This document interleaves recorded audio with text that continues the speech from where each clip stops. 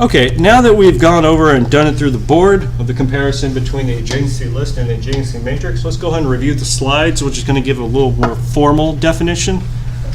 I know y'all haven't done discrete math yet, but it's good to at least start getting used to this notation so you realize that if you haven't taken discrete math yet, it is very important. And for those of you who already have, you probably are now seeing why it is very important.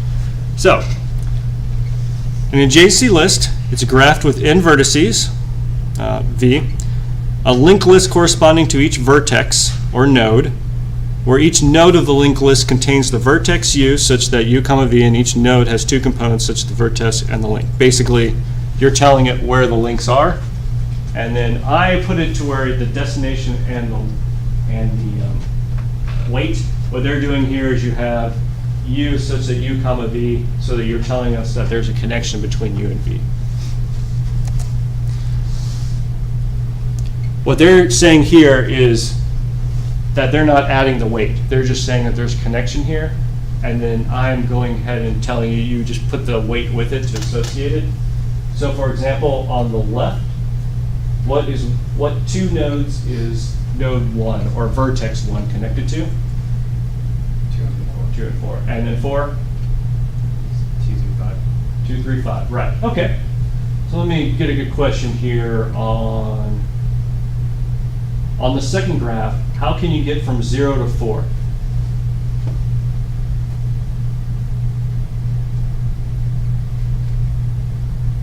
0, 3 to 4.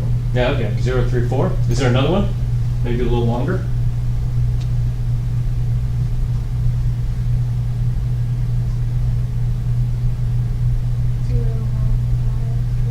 There you go.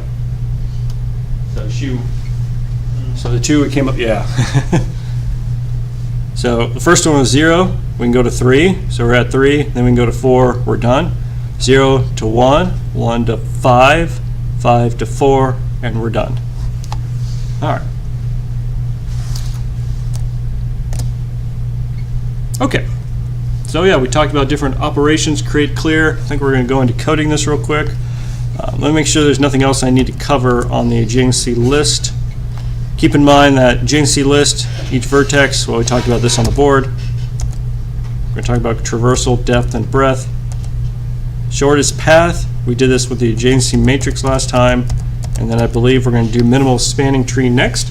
So let's go ahead and at least talk about the coding of the adjacency list. Let's see what code we have in here. Graph AM, all right, we'll just copy the graph AM code over to the graph AL. Go over to source, I'm going graph am.cpp to graph al.cpp, and then we'll move graph am.hpp to graph al.hpp. Good. Let's open up main real quick. So we'll change that to adjacency list. All right. Let's go and move back. Source graph al.hpp. So we need to change this to an adjacency list. All right, we're going to just inherit everything else from beforehand. I'm going to comment this out for the time being so I can set up the rest of it. Source.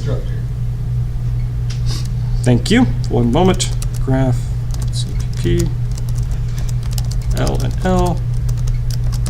All right, we're going to do $1, $$ graph AM with graph AL, and I'll change all the graph AMs to graph ALs. All right, there we go. And then we'll go and include graph AL as well. Let's create a new tab. What if we do make? So in the HPP, we need to include the graph AL right here. And then we're probably going to have some good. Now we're down to other errors. Perfect. All right.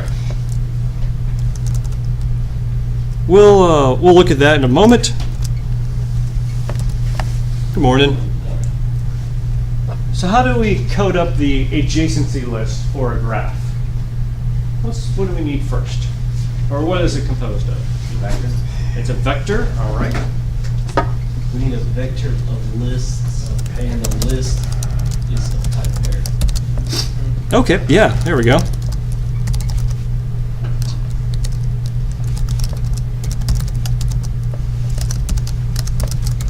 That'll work. Probably need to include list. And I don't remember what you include for pair. Does anyone know off the top of their head? Nope. All right, Google. I'll guess algorithm. It might have been utility. Server not found. Probably because I don't have it plugged in. All right, we'll go ahead and it's going to take a little while.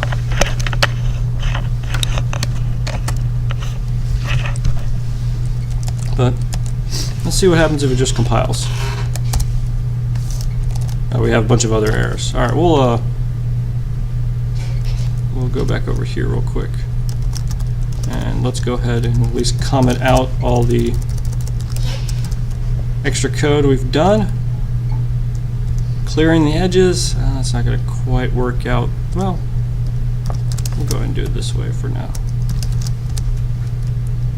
Print, we probably want to be able to print as well. Add vertex, add in an edge is now going to be a little more complicated. Adjacency as well, and then we'll do breadth first traversal, and I'm going to go ahead and delete all of this because I want to make sure you all understand how breadth first works. That's a very important algorithm. Alright, so I got my connection back up, STL pair.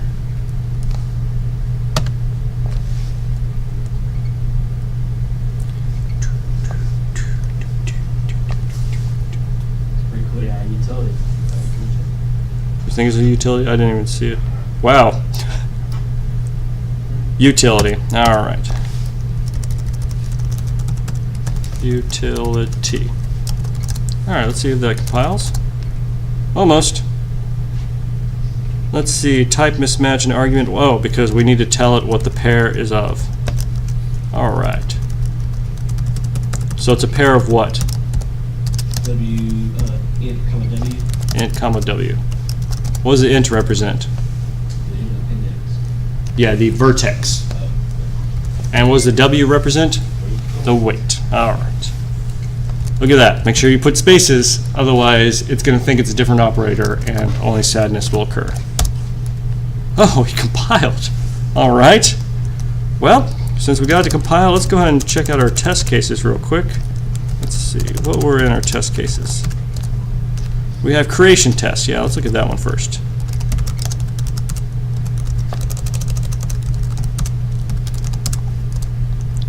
All right, so we're just going to change this graph AM to graph AL, and this one as well.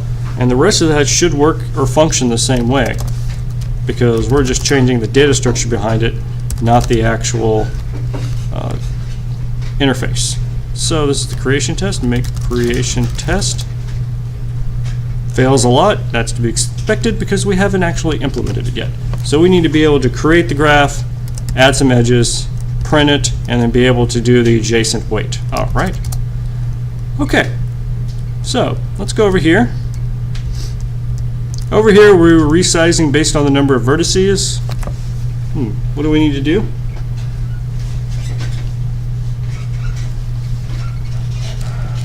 So this is a constructor. I'm passing in how many vertices are going to be in the graph, at least initially. What do we need to do here? So it's basically you make it empty. Like make a vector of empty lists, right? All right. So right here, what this is doing, notice I don't have a pointer. So I think this is confused to some students, so let me make sure it's clear. Since I'm not creating this as a pointer, when you create the class, it implicitly creates this object as well as a part of the class. So you already have it, and it's using the default constructor for everything. So you have a default constructed vector of lists of pairs. But now I'm passing the constructor, hey look, I want it to be X number of pairs, or of nodes. So that first line should be right. Yeah, the first line is going to be right, and then do we need to do anything else? We need to initialize it all? Or is, oh, it already created it for us? It already created it for So us. it's all already done. Yeah, I know that's going to be a little tricky for you to see, but since it already created this, it actually created, with the resize, all those number of elements as well, or each of those lists as well, or at least it should. So we are going to be doing this without a pointer? It's up to you. I'm doing it without a pointer here just to show. When you use an STL, you kind of, the point of it was to stop using so many pointers. Hopefully you'll see the benefit of that by now. Yeah. So we're going to go ahead and at least utilize that. All right. Well, hopefully that works. Let's see if it seg faults or anything. Nope, it just gives us nothing, so that's great. Do we need to clear the edges? Well, actually, there's going to be an easy way to do that. How would we clear the edges? If we iterate through and do like this, not clear. Yeah, m.graph.size I++, and then we do mgraph sub I dot. I think it's clear. I think it is clear actually. Let's see what happens. We're going to go ahead and call it clear edges. A little redundant, but that's okay. Didn't give me an error, so I guess that worked. Go ahead and clear that out. Wow, this is actually so far a lot easier.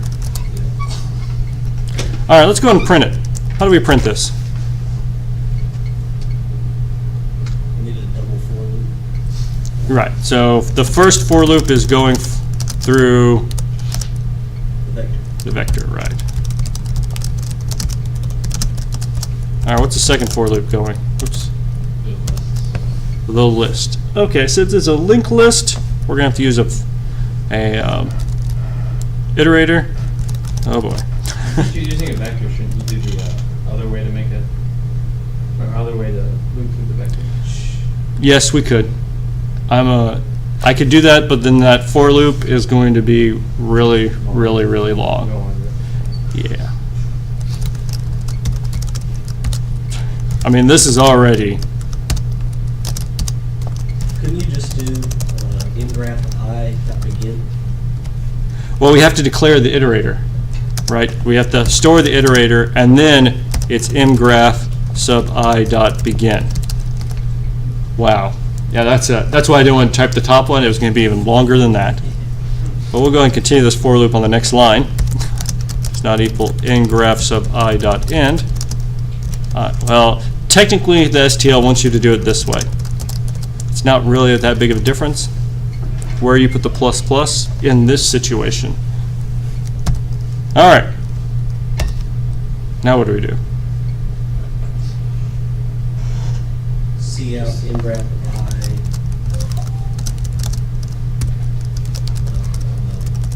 So that first is going to be the, what's the first going to be? It's going to be The index, all right? And then we'll make it obvious that going, well, let's see, going here, and then we'll have weight equals mgraph sub I dot second. So we're having the first one be the index and the second one be the weight. Is it mgraph of I or is it IT? Thank you. I think it's IT. Oh, wait, it's going to be, yeah, you're actually right. It's actually IT first because you're iterating through all the pairs. Whew.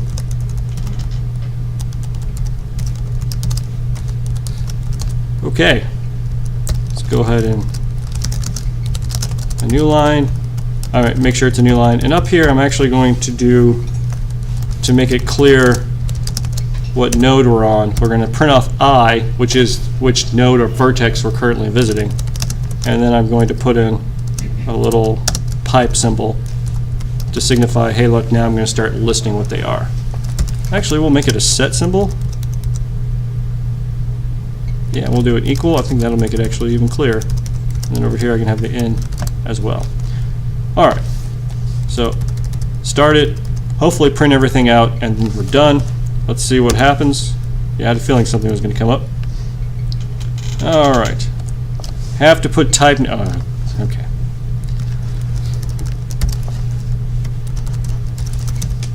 Type name, yes, yes, yes. Why is that a thing? You know, I need to look that up. I don't remember why. I honestly cannot remember why that needs to have the word type name right there. write that for next time. Explain type name. Okay. So when it printed out, a bunch of empty lists. Oh, empty. All right. So which is what we want because we haven't implemented add vertex yet.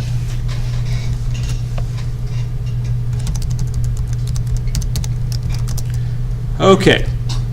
So add vertex. Last time we just jumped to the cell. This time we're going to have to do something different. What do we need to do? Well, that's wrong, sorry. That's not add vertex. Let's not do that. Add edge is what I was actually thinking. Add edge, we just jumped to the part of the adjacency matrix, set the weight, and we were done. Well, that was nice. What do we need to do instead this time? You have to like add it to the list, don't you? Yeah, we're going to add it to the list, but what are we adding to the list? Yeah. Pair. So what do we need to first create? Someone whispered it. There. Pair. All right, so we're going to go ahead and do pair of int of the weight to add. What's the first value?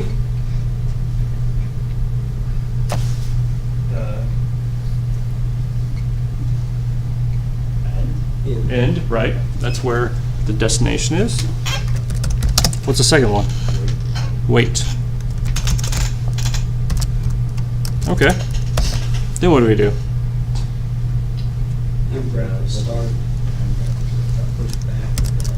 Yeah, there we go. mgraph start dash push back to add. All right. What's that? Seems pretty easy. Yeah, that was STL did a lot of work for you, didn't it? Because if we had to do this manually, it was going to be a lot of for loops or a lot of loops. Is this lab just going to be like more thinking than a lot of coding? Yeah, there's going to be some thinking to it. All right. Looks like I put some new lines when I didn't mean to. Yeah, I put a new line up here. So let's do that.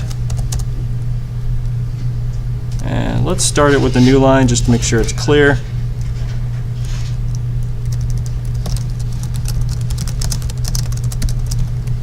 All right. So 0 goes to, we probably should have a comma.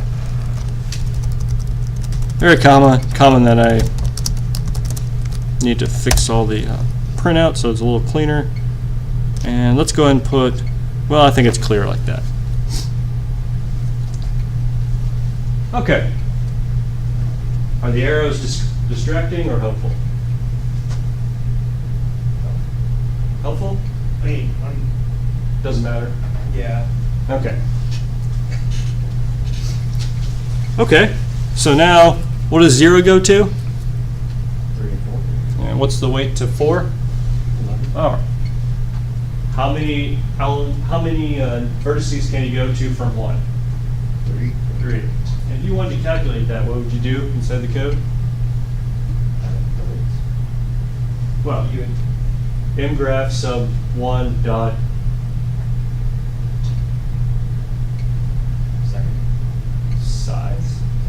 size, right? Yeah.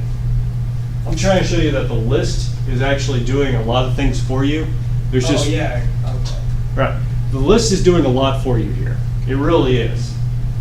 And the matrix only has certain cases where you need to use the matrix instead, but most of the time just stick with the list. It's good to go through the matrix once, why it's your first lab, but please from here on out, always use a list when you're actually doing a graph, which you hope you should be doing again in algorithms, or if you take my competitive programming class, you'll be doing a lot of graphs as well. But anyways, let's go back to the code. So lastly, in order to pass the code, we did the add edge, which was actually a lot easier than anticipated. But now we need to find the adjacent weight.